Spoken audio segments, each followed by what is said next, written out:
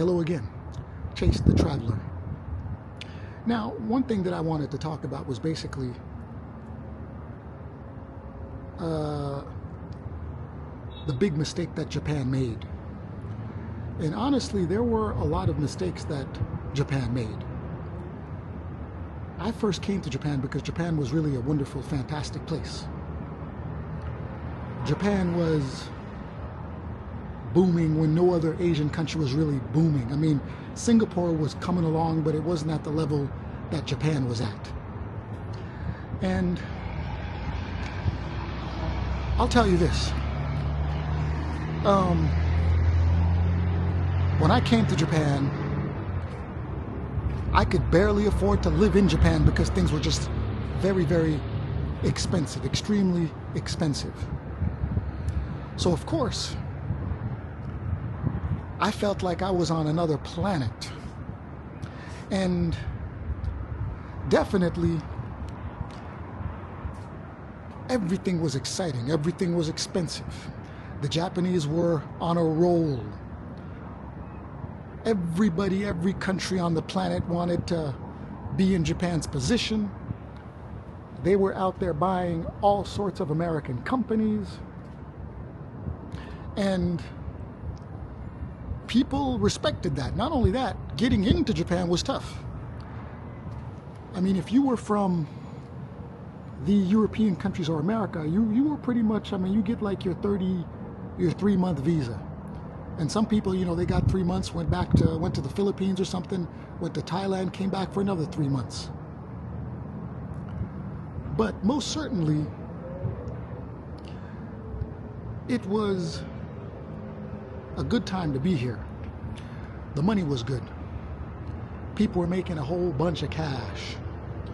People were, I mean, most of the normal people had like a Rolex. They could afford that. They were paying $150, $100 per lesson, English lesson that is.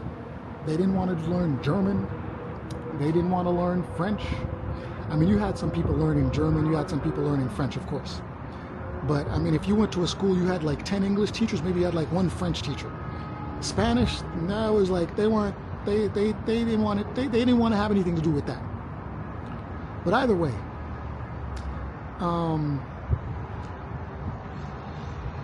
Japan was in a league by itself in Asia. It was the only country that showed the white man that, you know something, you can do it, we could do it too. And some of the things that you can do, we could do better. But here's the problem. Japan started to believe the hype. Japan started to believe that what they were doing, nobody else could do. That they were somehow more intelligent than everybody else. That they somehow had superior intellect. And that the Koreans were definitely not able to do what the Japanese were able to do. The Chinese were not able to do what the Japanese were able to do. At least that's what they thought. And that was a huge mistake for them. Because they believed that the Koreans, the Chinese, people from other countries like Thailand couldn't actually reach their level. They dropped the ball. Not only did they drop the ball, they kind of like didn't really keep their eye on the ball. And what I mean by that is they pretty much did things that a normal business-minded person wouldn't do. They gave the Chinese the bullet train, like an old one, and said, here, you know something, here you go. I mean, you could go ahead and use that. The Chinese took it apart.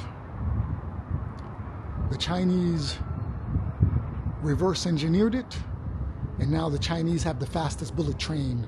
It's faster than the Japanese, from what I've heard. Another thing they did was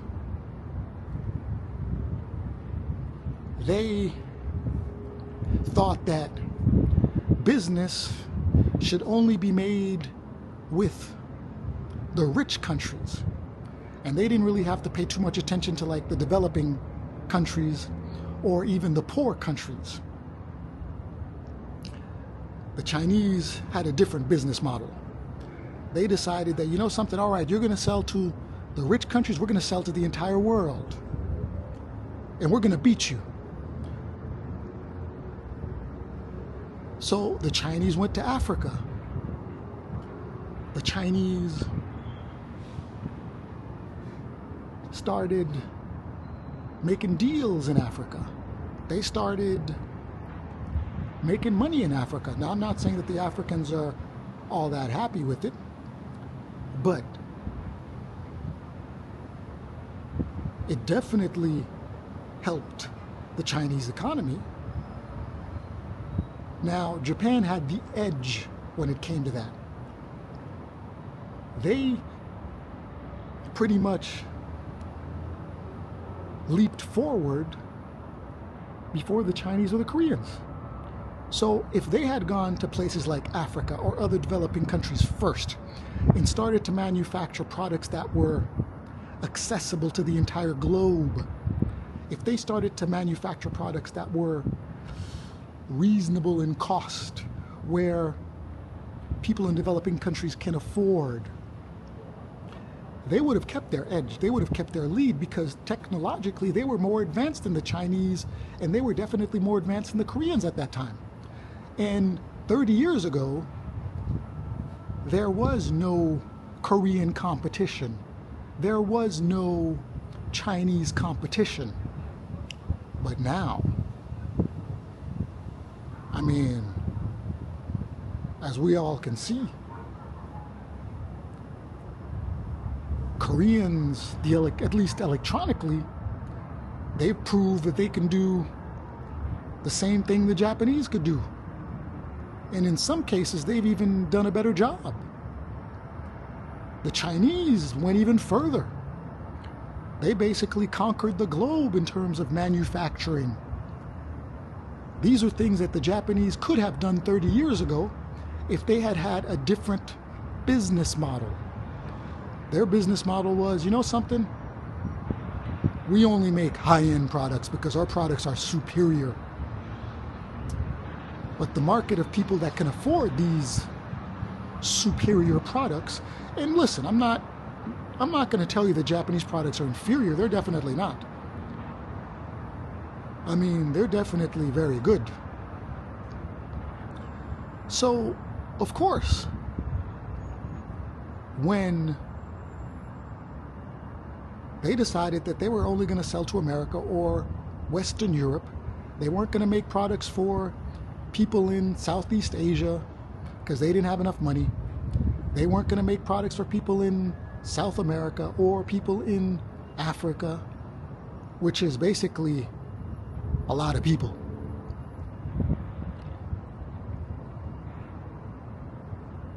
Their whole business model went down the tubes. And now the country is primarily a tourist country. That's what Thailand kind of is and still is. And the Japanese were pretty much, back then, people from Japan went to Thailand to have fun. But now, people from Thailand are coming to Japan to have fun. So, it's kind of like the fortunes have turned. The fortunes have turned in a big way. And I'm not sure if the Japanese are going to be able to catch up. Now, of course, Japanese still manufacture goods. They still manufacture phones. But it's kind of like the difference in technology between the Chinese, the Koreans, and, the Japanese. I mean, pretty much there really isn't a big difference. And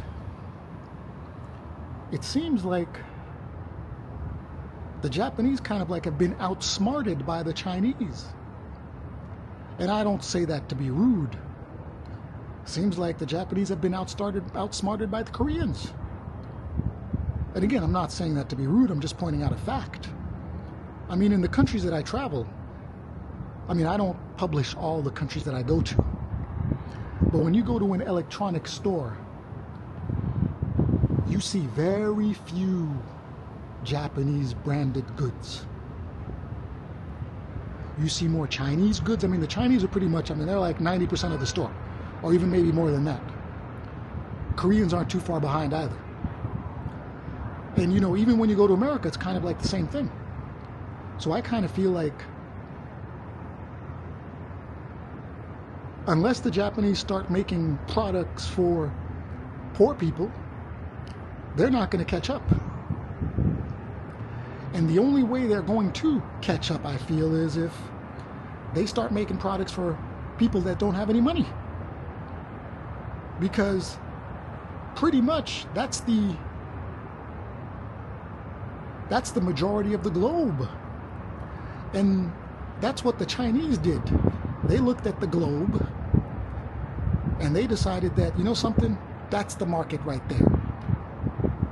If these people can only buy a $10 TV, now I'm speaking metaphorically.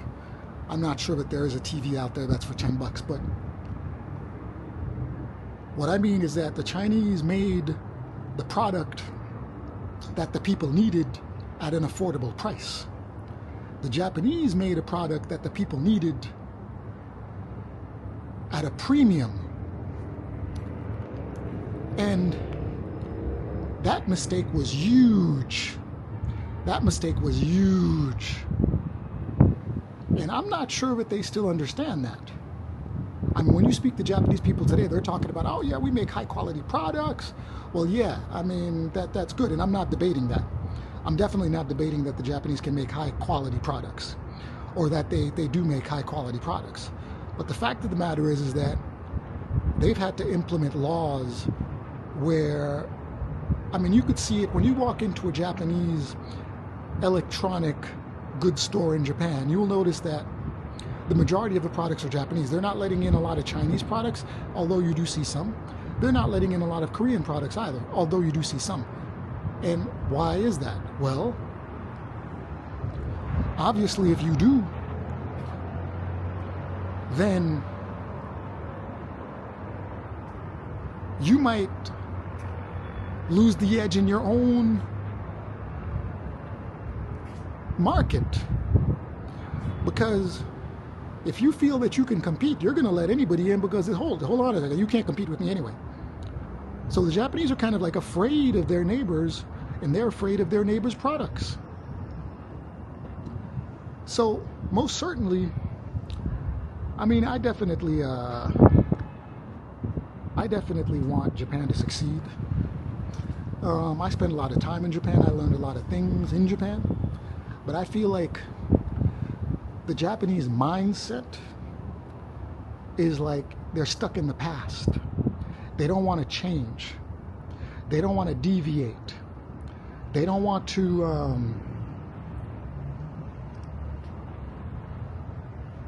explore new things. They don't want to try new things. And I think that's a huge problem. I think that's a big problem because, I mean, if I was Japanese and I was looking at how China pretty much conquered the world through manufacturing, where they're actually selling to every single country on the planet, and they have products in every country, especially when it comes to like washing machines, refrigerators, televisions, radios, phones, I mean, you name it. They make it. When you go to South America, when you go to, like, you know, Southeast Asian countries, you see their products out there. You don't even see that many American products. And I mean, all you got to do is look at the Chinese business model. And when you look at the Chinese business model, they're basically, you know, they don't care about the most expensive, or being like the most expensive, and like they don't want to be like the luxury brand of whatever it is that they're selling. They're okay with not being the luxury brand. But when you look at the Japanese, they're like embarrassed to be like the brand that's not considered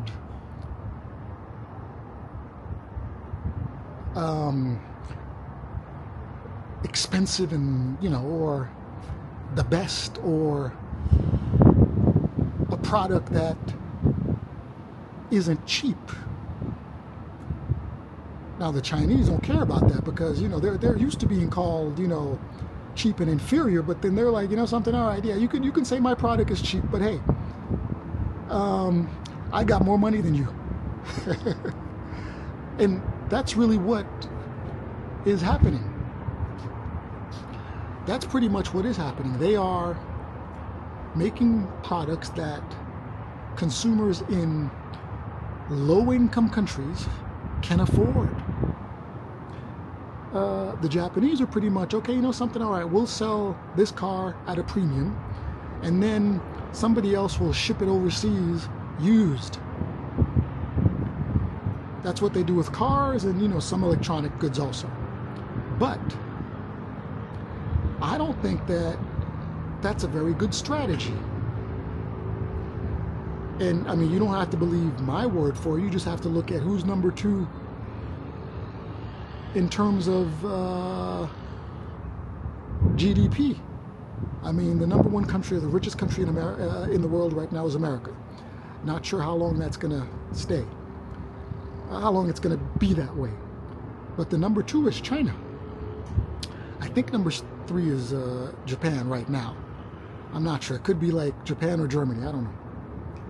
But either way, I mean, Japan was number 2. Now it's number 3 or 4. And demographics are going to make it number 5, 6, 7 until it, falls out of the top 10. So what I'm trying to say is that Japan definitely made some big mistakes. And when you get arrogant, or when you have a little bit too much confidence, and you believe in things that aren't necessarily true, like they believe that they were the only people that could create the economy that they did, and they thought that they were special. Now, of course, I'm not saying that, there are, Japanese people, depending on who they are, some of them are special. If you have a Japanese girlfriend, Japanese wife, maybe she's special. Okay, I get it. What I'm saying is that whole mindset where you believe that nobody else could do what you could do can be a disaster. Because like I said, when I first got here to Japan,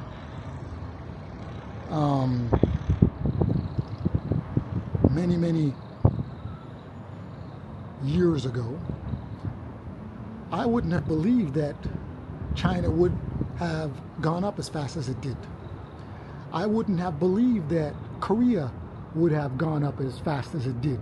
I remember one time I had to change my student visa from, no. I had to change my tourist visa to a student visa.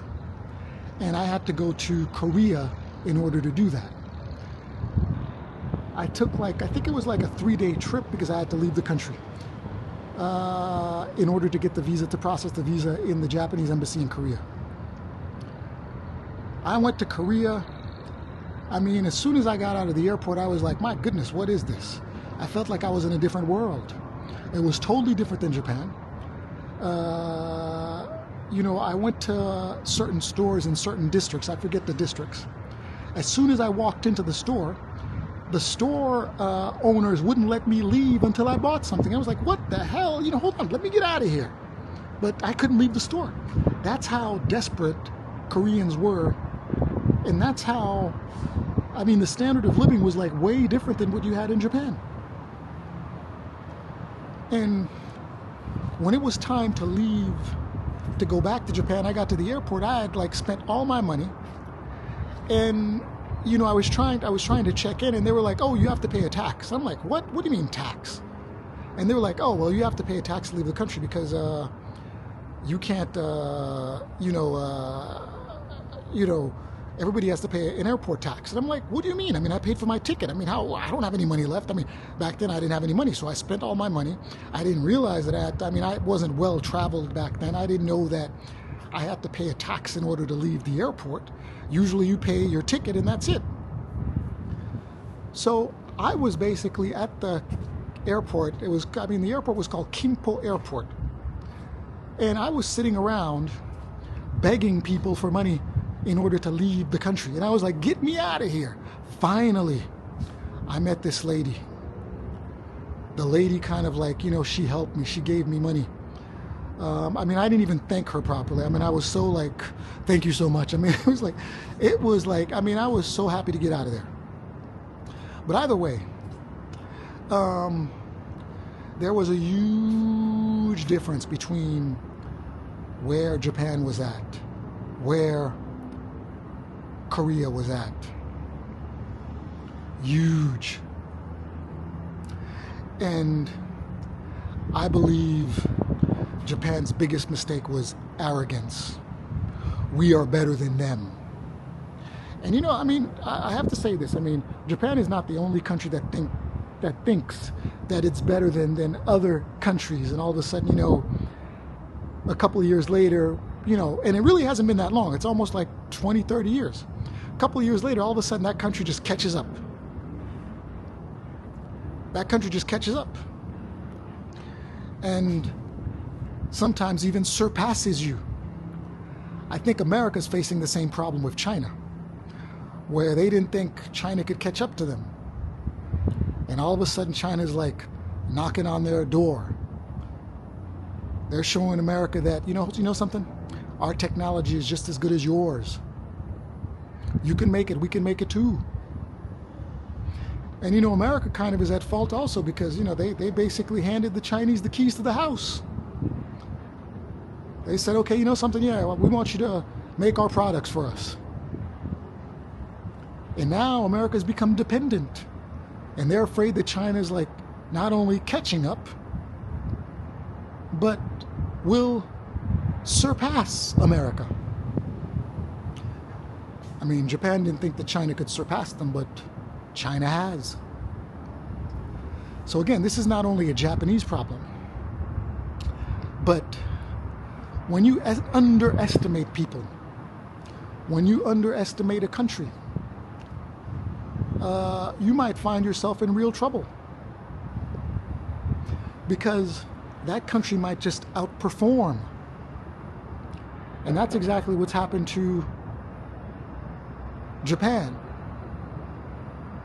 They're pretty much not really that competitive anymore when you have a lot of competition.